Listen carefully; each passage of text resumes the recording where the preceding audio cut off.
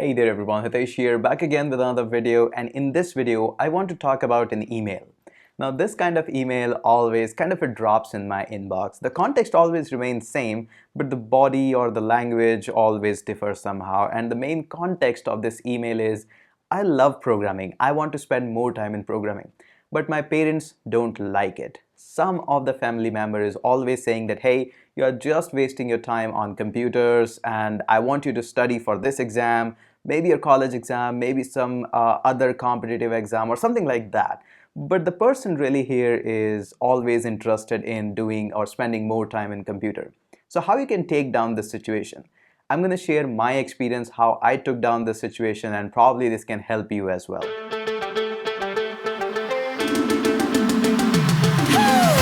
Stay up front or stay behind.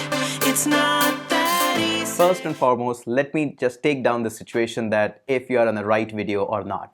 You absolutely love programming or maybe any other field as well. Probably it can be pen testing, hacking, maybe about networking or designing something, or maybe just core part of programming. That may be Swift, Android, web development, anything at all.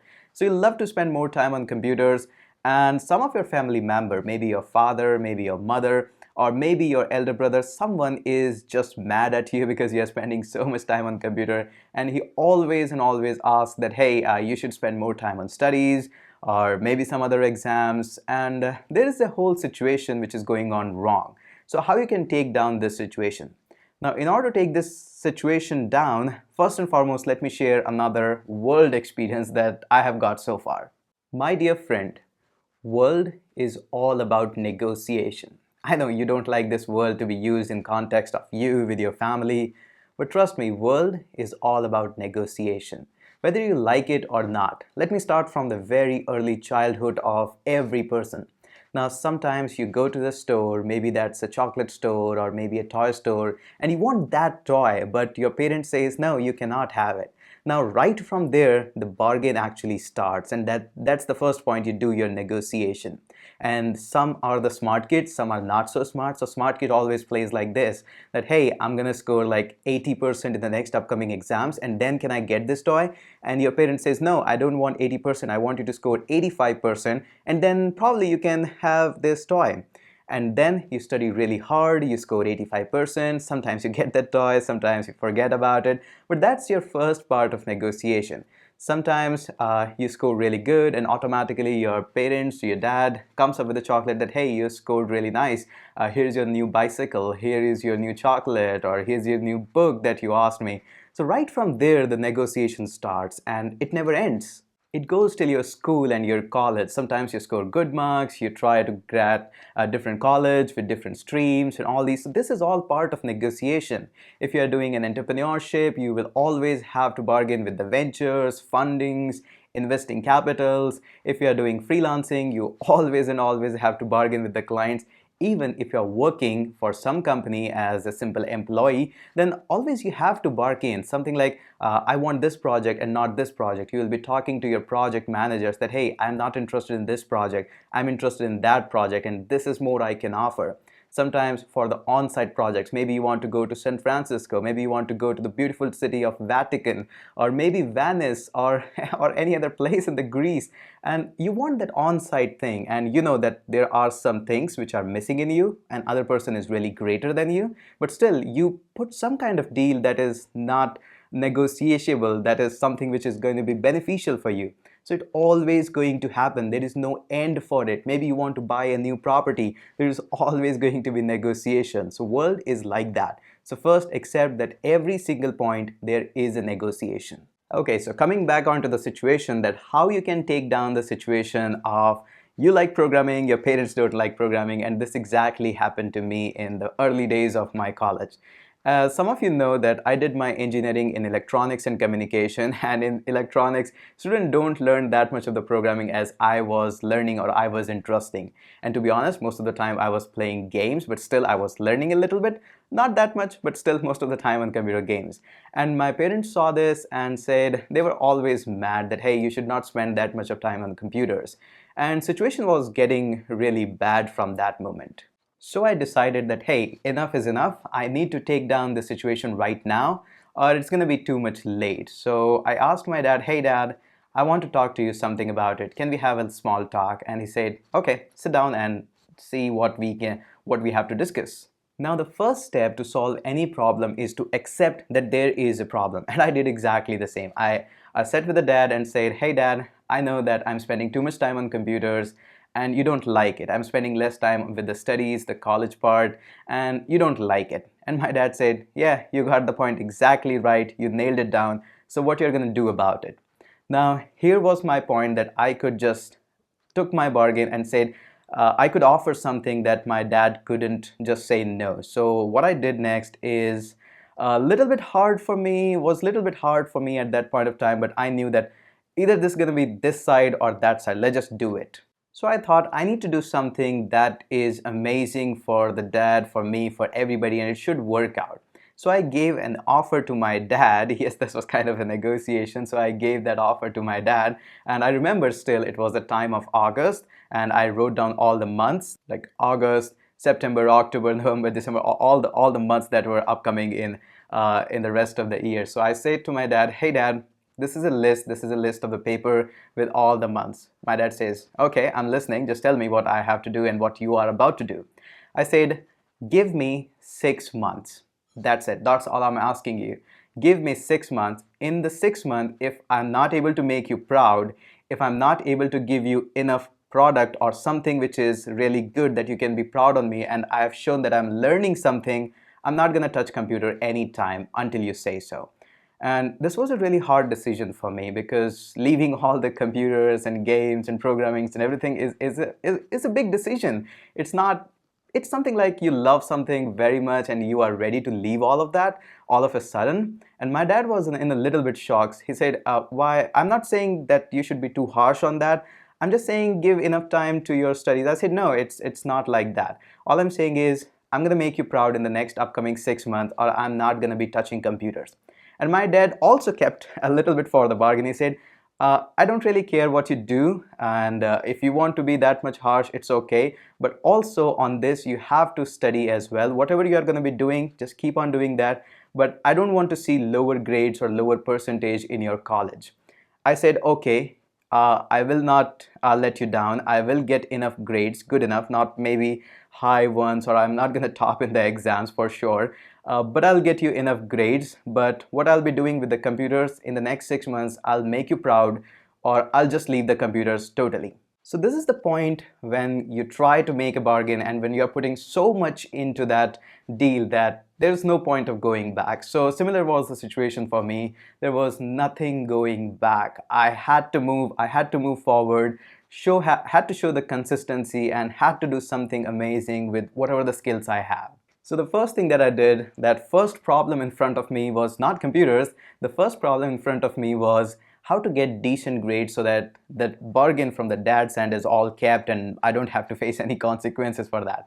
So I asked my dad, hey, I want to buy a book for the next semester. I bought the 3 books, and within just next 2 weeks, yes, we are engineers, we sometimes read the entire syllabus of the entire upcoming exam in just 1 week. So in the next 2 weeks, I studied so much hard every single day that I finished the entire 3 books. We had 6 subjects at that time, and I finished 3 of them. Yes, right from chapter 1 to the end chapter, all done. 3 subjects were done in just 2 weeks. And this was just the start of semester. So it gave me enough boost that yes, I know now 3 subjects. I don't have to worry about them. Now I can focus more on computers, learning the stuff and doing more of the stuff. So it was the early days of my college. I was interested in web development and I was interested in pen testing as well. So I started learning both. I bought a couple of more books and paid hefty amounts some of the online teachers. I still remember it was 14,000 that I asked my dad for just one online course. It was very expensive.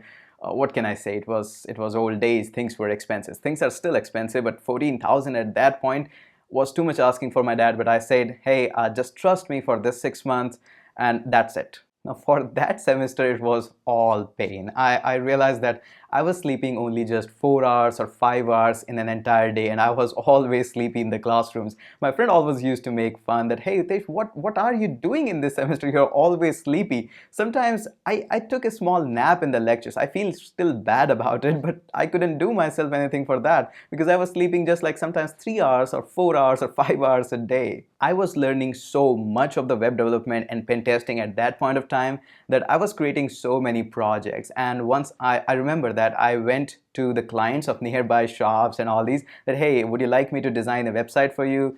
It was always a no, but after like 13th or 14th try, I got a person who was ready to invest in me and said, hey, I'm happy that you want to make a website for me. How much are you going to charge?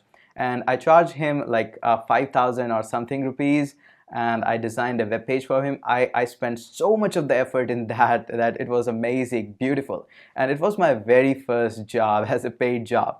And I got my 5,000, 6,000 rupees for that. And I showed up to my dad and said, hey, this is my first income from what I have learned from the computers.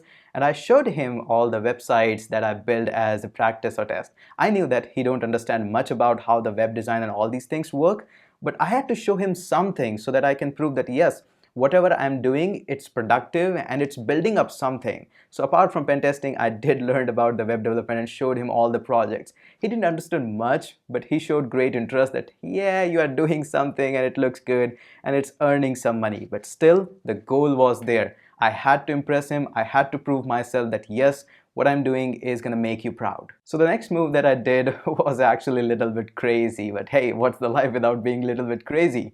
I was learning pen testing and all these stuff, so I walked into a variety of police stations. Yes, I literally did that. And I went into the police station and I asked the inspector that, hey, I am good into pen testing and I can help you in solving cyber crimes and all of that. And this was an old time. In that time, there was no concept of cyber cell, of how to track these cyber criminals. There was no concept of that. All these money frauds, credit card frauds, or maybe email hacking frauds and email hackings and all these things, phishing, they had absolutely no idea how to track that. This was the old time when the things were absolutely new. Talking about the rejections, yes, I got almost 8 or 9 of them from every police stations, and they were thinking that, hey, this guy is a little bit crazy, why he wants to do that. And eventually I got one success, and one guy said, hey, we do have a certain case, how much you're going to charge? I said, no, I don't want any money, I just want to help you. And they said, okay, just see this file and see what you can do. Now, we did a lot of investigation about that and all of that. Eventually, we broke down that case. And for that case, I was getting a lot of media hype as well. And we got an interview in the radio. My dad was really happy that I got an interview in the radio. That guy's still my friend, very close friend. He still works in the radio. Amazing person. And the next day, I got a call from a media house, DNA. And these DNA guys wanted to interview me for cracking down that case and taking absolutely zero money for solving or providing my help. Interview went really, really well. I showed all the details of the cases that possibly I could show to them. I walked through the process, that what did I took and what help I got and everything, every detail that I could mention. And they said, this case is amazing and we probably may feature you on the very front page of the DNA next day. But I'll update you all the confirmation by tonight. I said, okay, give me a call. Don't worry about the timing. Just give me a call. If this is going on the front page tomorrow, I definitely want to know it. I went home and I said to my dad that, hey, probably tomorrow is going to be the day when I told you that I'm going to make you proud. Probably tomorrow is the day. My dad said, hey, what happened? And I told him the entire story about that and said, probably tomorrow I'm gonna be in the front page of the DNA. And then obviously in the late night I got a call that yes, this story is going on the front page of the DNA on the Jaipur, and congratulations for that. And I told my dad, hey, I'm gonna be in the newspaper on the front page. Probably you want to check that out. Next day when I woke up, also I was excited about getting on the front page. I saw my dad, he was having the newspaper and he was just cutting down that story and was keeping that in his own file. I walked to my dad and said, hey dad, job done. I kept my promise. Now can I spend more time with computers? And he said, yeah, you can. And let me know if you need anything else. That was the moment in my day that I realized that, hey, life is all about bargains. Sometimes you have to work hard, extremely hard, in order to impress somebody. That somebody can be from your family members. If you cannot impress right now somebody, you cannot take down this small issue right now, which is just in your family, how are you going to take down the world? How you are going to conquer the world? So it's all about the matter of bargain and showing extra effort, extra hard work, so that you can get that project, you can get the deal. Obviously, after that, I was interviewed so many times and I popped up into the paper so many times and in the articles, medias and all of that. But probably we can share that story later on after that, what happened and all these incidents.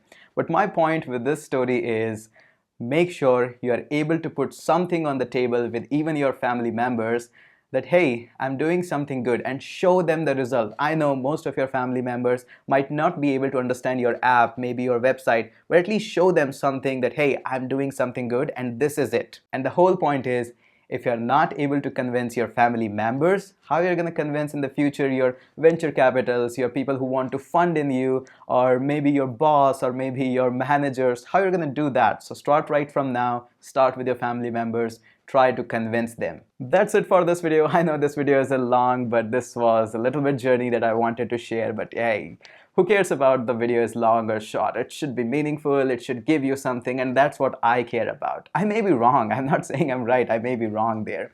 But that's it, that's all I wanted to share with this video. I hope you have enjoyed it. In case you enjoy it, I really want you to share this video because we need our family to grow more. We want a bigger family of programmers, people who are passionate about coding and all these tech stuff. So share this video with your friends, and I'm gonna surely catch you up in the next video. Easy.